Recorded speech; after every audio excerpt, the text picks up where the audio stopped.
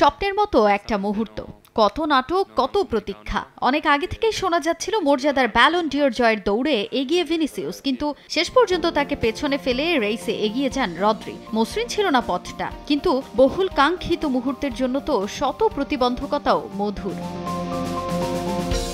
শেষ মুহূর্তে খবর ফাঁস হয় ব্যালন ডিওর জিততে চলেছেন ম্যানচেস্টার সিটির তারকা মিডফিল্ডার রদ্রি। ভিনি ব্যালন না জেতায় পুরো অনুষ্ঠানই বয়কট করে রিয়াল মাদ্রিদ। যদিও এমন ঘটনায় থোড়াই কেয়ার ব্যালন জয়ী তারকার। ভিনি বা তার দল রিয়াল মাদ্রিদের এই অনুষ্ঠানে অংশগ্রহণ না করা নিয়ে কোনো মাথা ব্যথাই নেই তার। ব্যালন ডিওর জয়ের পর সম্প্রতি এক সাক্ষাৎকারে এ কথা জানান রদ্রি, যেখানে ভিনিকে কৌশলে খোঁচাও দিয়েছেন এই ব্যালন জয়ী তারকা। রিয়াল মাদ্রিদ ব্যালন ডিওর অনুষ্ঠান বয়কট করেছে, এ নিয়ে আমার কোনো মাথা ব্যথা নেই। ভিনিসিয়াসের অনুপস্থিতিতে আমার কেন খারাপ লাগবে? এই মুহূর্তে আমি শুধুই আমার পরিবার ও আমার ক্লাবের কথা ভাবছিলাম। ভিনিসিয়াস আমাকে অভিনন্দন জানায়নি। রিয়াল কিংবা ভিনি কি করেছে তা নিয়ে ভাবার কোনো মানেই হয় না। তবে গালা নাইটে যারা আসেনি তারা অনেক কিছু মিস করেছে। আমাকে যদি ভোট দিতে বলা হয় তাহলে আমি নিজেকেই প্রথমে রাখবো, এরপর জাতীয় দলে আমার সতীর্থ কারভাহাল ও সবার শেষে ভিনিকে। এদিকে ব্যালন ডিওর ঘিরে সব নাটকীয়তা যে রদ্রির উপর কিছুটা হলেও প্রভাব ফেলেছে তা অকপটেই স্বীকার করেছেন তিনি। তবে যোগ্য খেলোয়াড় হিসেবে পুরস্কার জিতেছেন বলে মন্তব্য করেন রদ্রি। নাম ঘোষণার মুহূর্তটা ছিল অবিশ্বাস্য,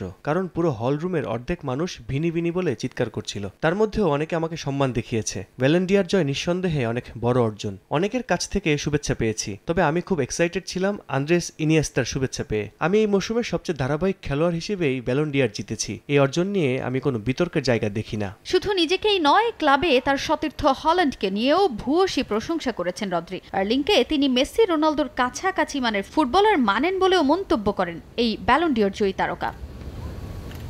তাজিন খন্দকার, সময় সংবাদ।